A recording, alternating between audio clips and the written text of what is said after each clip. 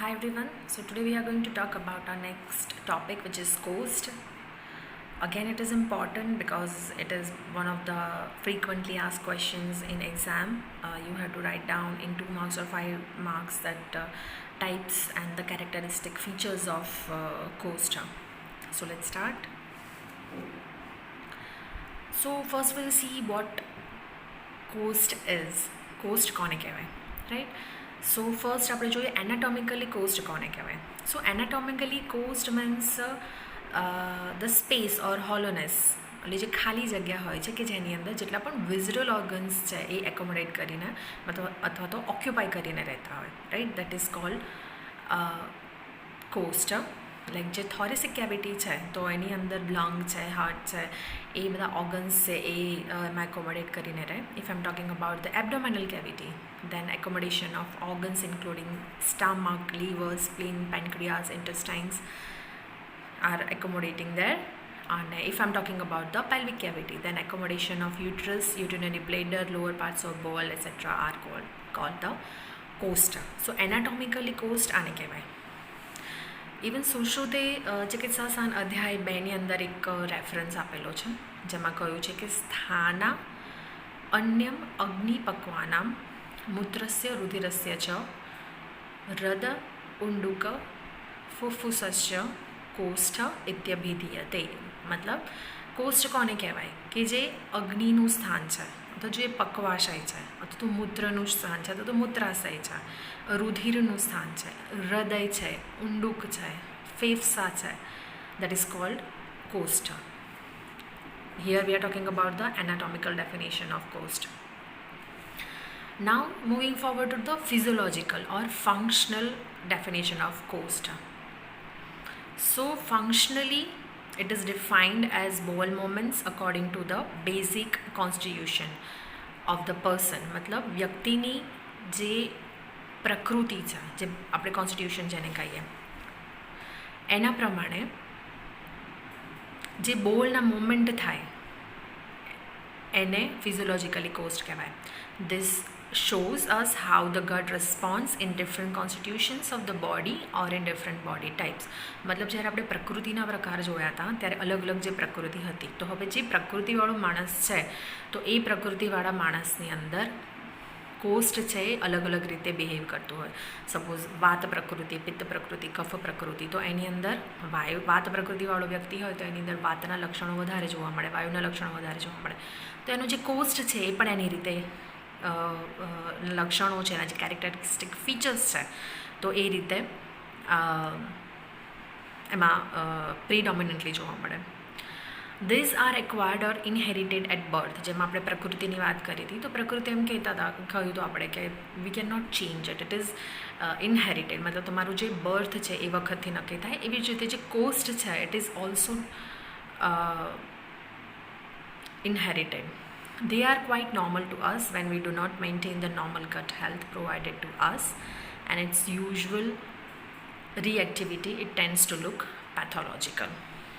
મતલબ if we are not taking care of જે દિનચર્યા, ઋતુચર્યા અથવા તો એવી વસ્તુઓ છે જેનું પાલન આપણે ના કરવું જોઈએ અને આપણે કન્ટિન્યુઅસલી એ વસ્તુને લેવા કરીએ. સપોઝ વાત પ્રકૃતિવાળો માણસ છે તો એ વાત જ આહાર વિહારનું સેવન કરે તો એની અંદર જે કોસ્ટ છે, રાઈટ, તો ઓફકોર્સ વાત હોવાનું, તો એ શું એગ્રીવેટ કરશે વાતને, એટ ધ સેમ ટાઈમ કોઈ પેથોલોજી ક્રિએટ કરશે, કોઈ ડિસીઝ ક્રિએટ કરશે. સો દેટ વોઝ ફિઝિયોલોજિકલ કોસ્ટ. Now moving forward to the types of કોસ્ટ. કોસ્ટના પ્રકાર. સો અષ્ટાંગ હૃદય સૂત્રસાન અધ્યાય 1ની અંદર બતાવ્યું છે કોષ્ઠ ક્રૂરો મૃદુ મધ્યો મધ્ય સ્યાતૈ સમેરપી. So basically there are 3 types of કોસ્ટ: ક્રૂર કોસ્ટ, મૃદુ કોસ્ટ એન્ડ મધ્ય કોસ્ટ. ઘણી બધી ટેક્સ્ટ બુકની અંદર આ જે એનું શ્લોક છે એનું ઇન્ટરપ્રિટેશન એવું કરેલું છે કે કોષ્ઠો ક્રૂરો મૃદુ મધ્યો, મતલબ ક્રૂર મૃદુ મધ્ય તો છે જ, એ અલગ અલગ દોષ છે એના પ્રીડોમિનન્સના કારણે થાય. અને મધ્ય સ્યાતે, મધ્યમ અથવા તો મધ્ય કરીને ફોર્થ બતાવે છે. પણ એક્ઝામની અંદર અને અથવા તો તમારે પણ એ જ સમજવાનું છે કે દેર આર ઓનલી 3 કોસ્ટ: ક્રૂર, મધ્ય એન્ડ મૃદુ કોસ્ટ. આપણે અલગ અલગ જોઈએ એને. વોટ ઇઝ ક્રૂર કોસ્ટ? When there is a dominance of Vata dosh, then it's a Krur coast. મતલબ જ્યારે વ્યક્તિની અંદર વાત જ પ્રકૃતિ હોય અથવા તો વાત દોષનું ડોમિનન્સ હોય તો એને ક્રૂર કોસ્ટ કહેવાય. સો ક્રૂર કોસ્ટ ઇઝ ઇક્વલ ટુ વાત દોષ ડોમિનન્સ. ક્રૂર કોસ્ટ મીન્સ ડિફિકલ્ટ ઓર ટફ બોલ મોમેન્ટ્સ. જનરલી એની અંદર કોન્સ્ટિપેટેડ જોવા મળે અને જે સ્ટૂલ પાસિંગની જે પ્રોસેસ છે એ ડિફિકલ્ટ હોય. દેટ ઇઝ ક્રૂર કોસ્ટ. Now I'll see the characteristic features of crude coast. So difficulty in passing the stool, unpredictable nature, sometimes good and sometimes hard and difficult. વાયુ એ વખતે કેવું કામ કરે છે બોડીની અંદર ઋતુનું અથવા જે આપણે સિઝનલ ચેન્જીસ કહે છે તો જે આહાર વિહાર વ્યક્તિ લેતું હોય એની પણ અસર જોવા મળે. તો sometimes it is good and sometimes it is hard. Have predictable digestion and appetite.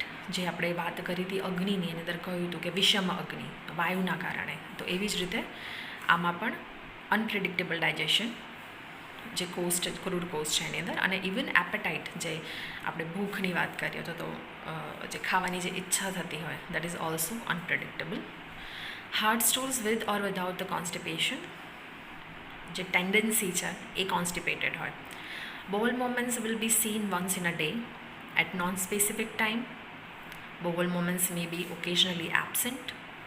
On a few days, bowel needs motivation like a glass of coffee, hot water, etc. to keep the stool moving. Like we have heard or we have seen or we our own selves have experienced it that sometimes ગરમ પાણી પીવું પડે અથવા તો કોઈને એવી ટેવ હોય કે ગરમ પાણી પીવે અથવા તો યુ હેવ હર્ડ કે સ્મોક કરે કે coffee glass here, then and then this kind of motivation can એમને જે બોલ પાસ કરવામાં અથવા તો જે સ્ટૂલ પાસ કરવામાં છે મોટિવેશનનું કામ કરે. Then stool will be dry, palate like, devoid of smoothness, oiliness, stickiness and moisture. Occasionally the passage of stools will be associated with pain in abdomen, straining, મતલબ પેટમાં દુખાવો થાય, ચૂંક આવતી હોય તો જોર કરવું પડતું હોય એવું લાગે. Passage of blood through the stool.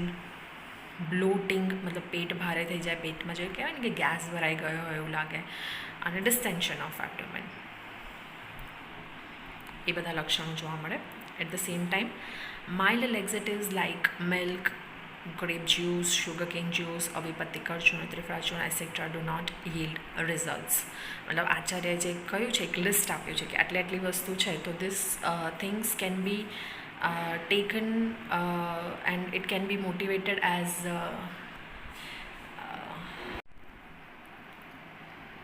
So it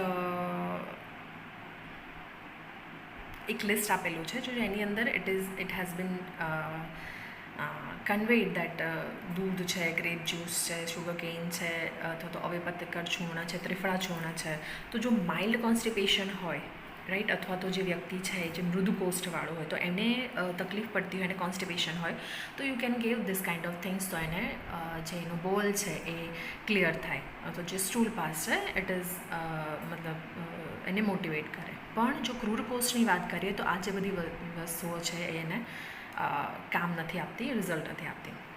it tends to aggravate in monsoon seasons because આપણે વાત તમે ભણ્યા છો પદાર્થ વિજ્ઞાનમાં પણ કે જે વર્ષા ઋતુ છે એની અંદર વાયુનું એગ્રીવેટ થાય. ઠંડી સિઝન હોય, ઠંડા ફૂડ અથવા તો ઠંડી એવું આહાર વિહારનો ઉપયોગ કરવામાં આવે તો પણ વાયુનું એગ્રીવેશન થાય અને દેટ ઇઝ વાય જે કોન્સ્ટિપેશન છે અથવા જે ક્રૂર કોસ્ટ છે એના લક્ષણો જોવા મળે. It aggravates on taking excessive dry foods, foods rich in pungent, bitter and astringent taste, excessive sex, exercise and on consumption of any bath aggravating factors, and the opposite factors will relieve the symptoms.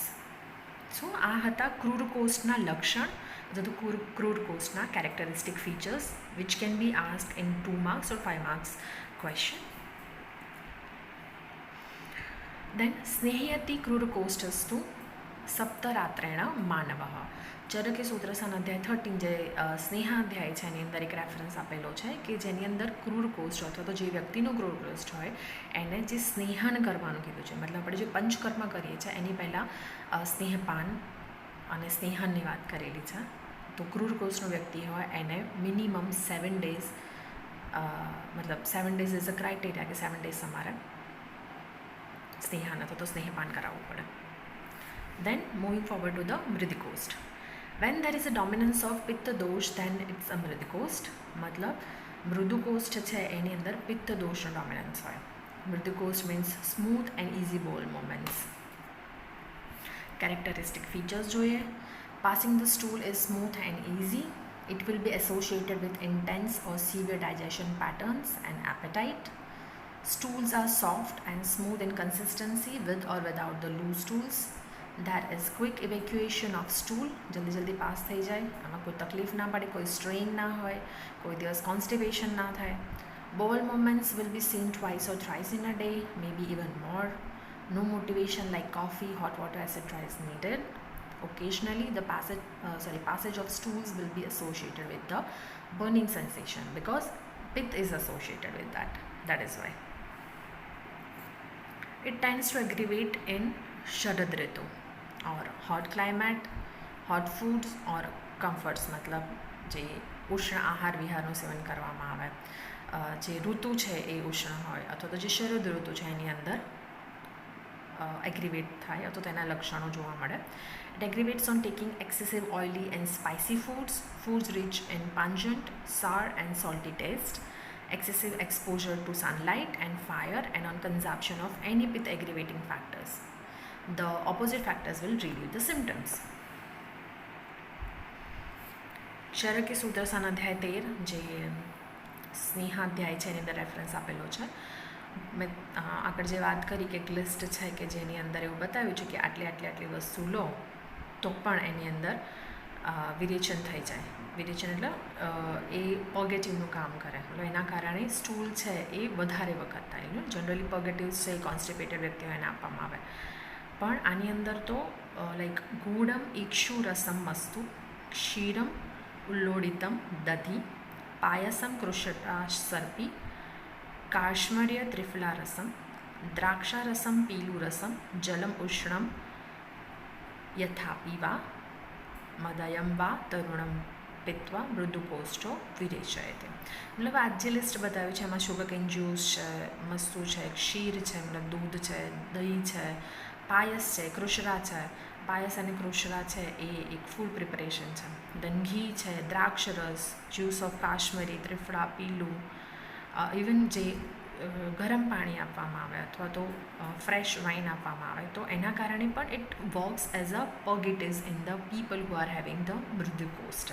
તમારે શ્લોક કરવાનો નથી, just it is for your knowledge. હા, તમે આ એનું translation લખી શકો when you are writing down the characteristic features of મૃદુકોષ્ઠ. અગેન ચરકે બતાવ્યું છે સૂત્રસ્થાનની અંદર મૃદુકોષ્ઠ સ્ત્રી રાત્રેણ અથવા તો મૃદુકોષ્ઠ ત્રિરાત્રેણ સ્નેહત્ય છોપ સેવયા. મતલબ જે મૃદુકોષ્ઠવાળો વ્યક્તિ છે એને 3 દિવસ જ સ્નેહપાન કરાવવાનું હોય તો સ્નેહાન જે છે પંચકર્મ પૂર્વનું એ 3 દિવસ કરાવવામાં આવે. જ્યારે ક્રૂડકોષ્ઠની વાત કરીએ તો આપણે it was 3 days. Now moving forward to the મધ્યમ કોષ્ઠ.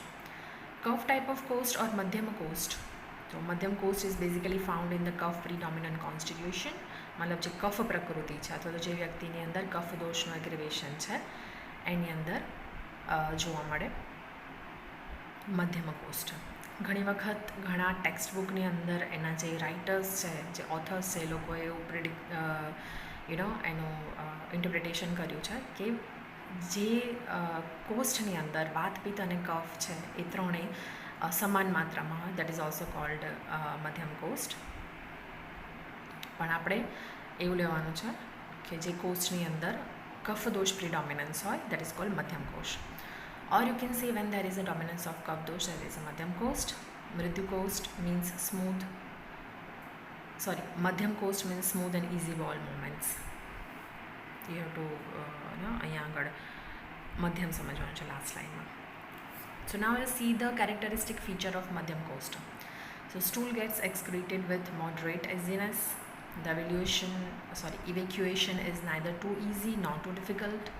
Associated with moderate type of digestion, જે આપણે મંદાગ્નિ કહીએ એની સાથે એના ફીચર્સ છે, તો કેરેક્ટરિસ્ટિક ફીચર્સ છે, તો જે લક્ષણ છે એની સાથે સરખાવી શકાય. જે ભૂખ છે એ પણ જેની મંદાગ્નિ હોય એની સાથે સરખાવી શકાય. જ્યારે આપણે અગ્નિ વિશે વાત કરી હતી તો we have seen what is મંદાગ્નિ, જેમાં કફનું ડોમિનન્સ હોય. It is in that form stools will take moderate time to get evacuated, but it is considered to be easy. Bowel movements will be seen once or twice in a day.